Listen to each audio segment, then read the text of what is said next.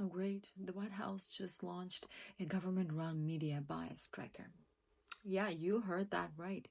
Taxpayer dollars are now funding a literal enemies list for journalists. Let me break this down because this is, I don't know, insane in my opinion.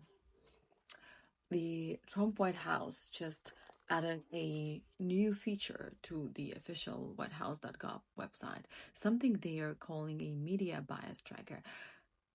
What is it actually? A list of journalists, news outlets, and specific articles the government doesn't like, labeled as biased or false or misleading on a government website funded by taxpayers, targeting the free press.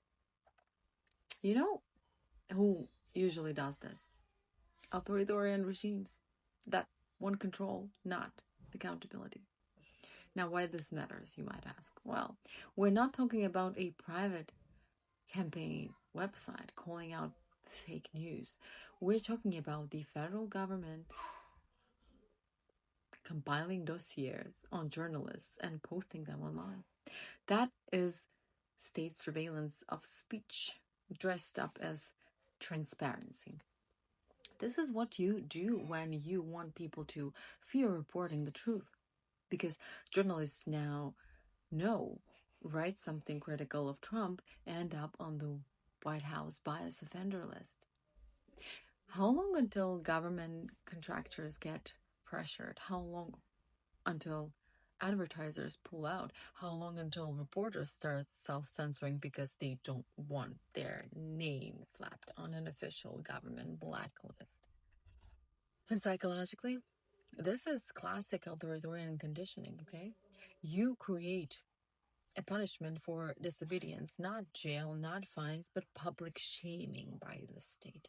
It's the same tactic used by Orban, Erdogan, Putin, and every strongman who wants to blur the line between government and propaganda. You claim you're fighting fake news, but what you're actually doing is policing dissent. And here's the final twist. We are paying for this. We're literally funding the government's ability to monitor the press and label criticism as bias. This isn't transparency. This is a government-run propaganda scoreboard, okay?